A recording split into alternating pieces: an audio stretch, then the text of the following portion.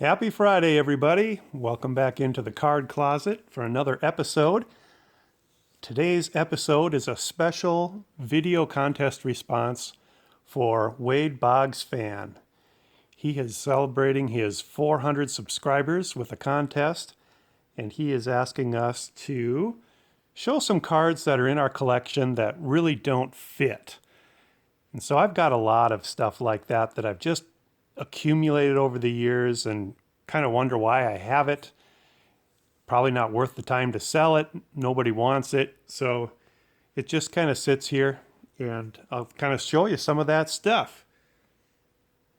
And by the way, John, congratulations on that 400 subscriber mark. The first the first group of things that I have that don't really fit my collection are these little sets that I picked up over time. These little box sets. Here's the 1991 Score rookies. I have no idea how I got this. I don't remember buying it. Don't remember getting it. But it just sits in there, sits in my drawer, and takes up space, really. Another one that I remember buying as a little kid, it was at Kmart. They had this 20th anniversary set where they showed pictures of Topps cards of all the most valuable players from through the years. Doesn't really fit my collection. I don't collect little sets like that. And then again, a couple years later, they did another one which showed current players. I guess their all-star set must have been so, MVP set must have been so popular they felt they had to do more. But again, it's Topps cards and Kmart logo on them. You can see some of the players in this particular one. This is late 80s. But one thing I found interesting about this is look at the price here. It's kind of like an elementary school story problem. If Eric can get 2 for $1 or 1 for $1, what's the better deal?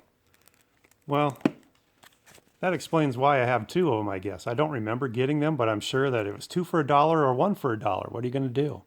So I picked up the other one. That one I did open. This one I never opened. But anyway, doesn't really fit what I'm doing these days.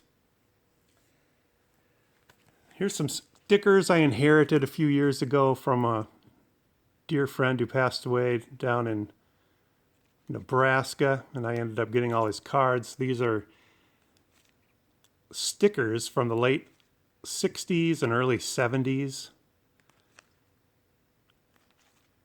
I don't collect stickers, but they were part of what I inherited, so they just sit there. They're kind of cool. Sometimes there's some interest in those on the trading card database. But again, they don't really fit what I'm doing. And then I've got like these little minor league sets. Somewhere along the line, I came up with these New York Penn League top prospects, Benintendi, Moncada, and Devers. Again, not something I'm really working at these days. I've got this Rancho Cucamonga set from 2003. The Quakes. There wasn't really anybody in here of note. I think I bought this to get the Aaron Seeley out of it when he was making his comeback. I guess here's a name player that's in there, Mike Napoli. He ended up playing for the Red Sox for a World Series team. But yeah, I just bought this to get the Aaron Seeley out of it. That sometimes is a easy way to get cards cheaper, is to look for the set they're in. Here's another one I've just got sitting in my drawer, kind of in this miscellaneous row. It's the St. Paul Saints minor league team. This is their inaugural season. If I recall, this was probably early 90s, middle 90s, when they started the team in St. Paul, Minnesota. They're still there. They're not in the Northern League anymore, I don't believe, which was an independent league.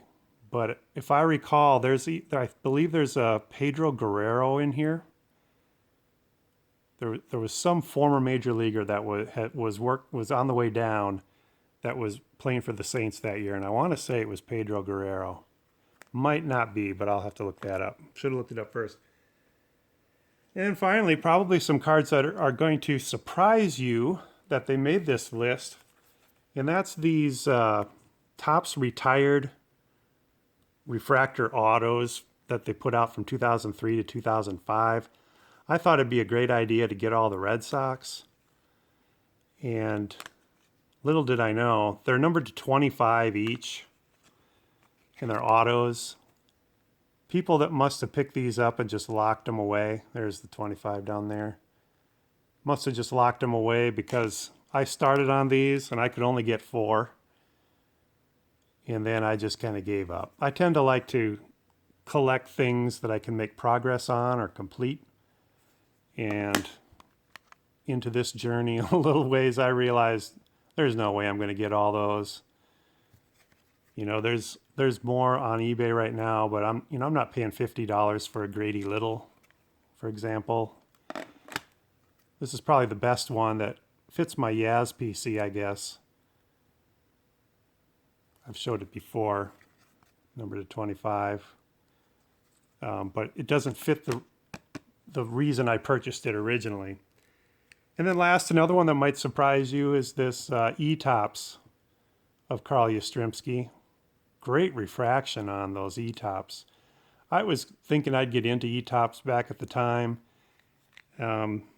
This one I believe is from 2002. This is the only one I actually have in hand. I have one more of another player that's still in the Topps vault almost 20 years later. I've never had it sent because it's worth about half what the shipping and handling fee is that Topps wants to ship it to me, so I just leave it there in their vault.